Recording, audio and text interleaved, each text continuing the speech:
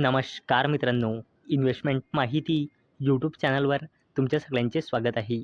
तर मित्रांनो, आजच्या व्हिडिओमध्ये आपण मुकेश अंबानीजीची दिग्गज कंपनी जिओ फायनान्शियल सर्व्हिसेस लिमिटेडचा फायनान्शियल इयर 2025चा क्वार्टर 4चा रिझल्ट बघणार आहोत.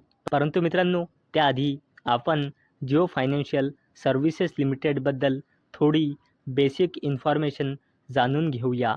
तर मित्रांनो, जिओ फायनान्शियल सर्व्हिसेस लिमिटेडने अनाउन्समेंट केली आहे की जिओ फायनान्शियल सर्व्हिसेस लिमिटेडने लोन अगेन्स्ट सिक्युरिटीज या बिझनेसमध्ये एंट्री केली आहे. आणि मित्रांनो, ही ऑफिशियल अपडेट आलेली आहे.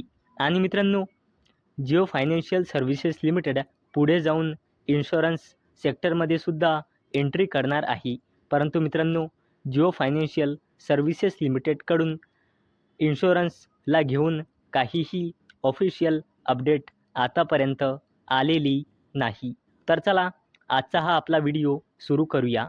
तर मित्रांनो, जिओ फायनान्शियल सर्व्हिसेस लिमिटेडमध्ये डिसेंबर 2024नुसार प्रमोटर्सची होल्डिंग आहे 47.12%, FISची होल्डिंग आहे 15.62%, DISची होल्डिंग आहे 12.46% आणि जिओ फायनान्शियल सर्व्हिसेस लिमिटेडमध्ये पब्लिकची होल्डिंग आहे 24.61%. तर मित्रांनो, मुकेश अंबानीजीची जबरदस्त कंपनी जिओ फायनान्शियल सर्व्हिसेस लिमिटेडने आपला पहिला डिव्हिडंड अनाऊन्स केला आहे आणि त्या डिव्हिडंडची किंमत आहे 50 पैसे. चला आता बघूया जिओ फायनान्शियल सर्व्हिसेस लिमिटेडचा फायनान्शियल इयर 2025चा क्वार्टर 4चा रिझल्ट. तर मित्रांनो, आपण बघणार आहोत जिओ फायनान्शियल सर्व्हिसेस लिमिटेडचे कन्सॉलिडेटेड नंबर. आणि मित्रांनो, हे सगळेचे सगळे नंबर कोटीमध्ये दिलेले आहे, फक्त अर्निंग्स पर शेअर म्हणजे EPSला सोडून. आणि मित्रांनो, हा कॉलम आहे फायनान्शियल इयर 2024च्या क्वार्टर 4चा.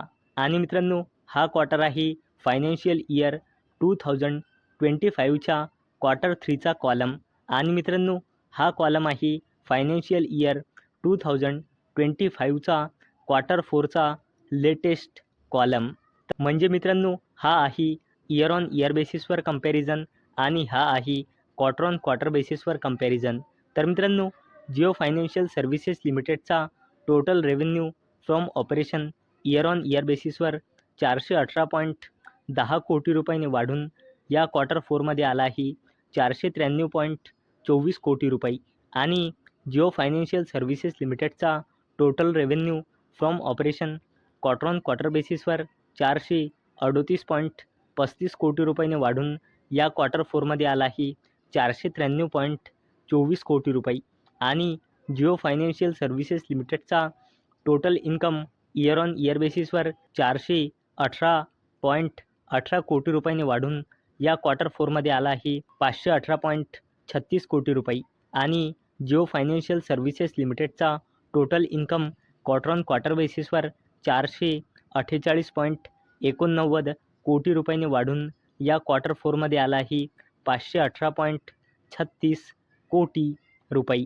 आणि मित्रांनो, तसेच जिओ फायनान्शियल सर्व्हिसेस लिमिटेडचा profit before tax year on year बेसिसवर 392.67 कोटी रुपयांनी वाढून या क्वार्टर 4मध्ये आला आहे 395.81 कोटी रुपये.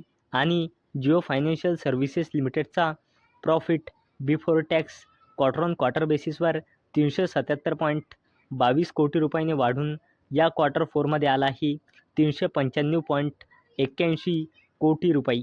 आणि मित्रांनो, जिओ फायनान्शियल सर्व्हिसेस लिमिटेडचा प्रॉफिट फॉर द पिरियड म्हणजे net profit year on year बेसिसवर 310.63 कोटी रुपयांनी वाढून या क्वार्टर 4मध्ये आला आहे 316.11 कोटी रुपये.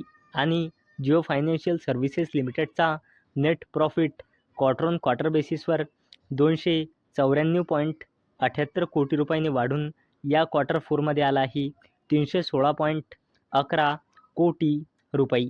चला आता बोलूया जिओ फायनान्शियल सर्व्हिसेस लिमिटेडच्या EPSबद्दल म्हणजे अर्निंग्स पर शेअरबद्दल.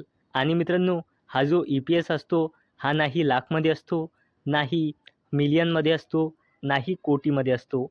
EPS फक्त आणि फक्त रुपीजमध्ये असतो. तर मित्रांनो, जिओ फायनान्शियल सर्व्हिसेस लिमिटेडचा EPS इयर ऑन इयर बेसिसवर 0.49 रुपीजने इन्क्रीज होऊन या क्वार्टर 4मध्ये आला आहे 0.50 रुपीज. आणि जिओ फायनान्शियल सर्व्हिसेस लिमिटेडचा EPS क्वार्टर ऑन क्वार्टर बेसिसवर 0.46 रुपीजने वाढून या क्वार्टर 4मध्ये आला आहे 0.50 रुपीज. तर मित्रांनो, मला अपेक्षा आहे हा व्हिडिओ तुम्हाला इन्फॉर्मेटिव्ह वाटला असेल. तर मित्रांनो, जर तुम्हाला हा व्हिडिओ आवडला असेल तर या व्हिडिओला लाईक करा आणि चॅनलला सबस्क्राईब करा. आणि मित्रांनो, हा व्हिडिओ फक्त आणि फक्त एज्युकेशन पर्पजसाठी बनवलेला आहे. माझ्याकडून काहीही रेकमेंडेशन नाही की तुम्ही या स्टॉक्सना बाय करा, सेल करा किंवा होल्ड करा.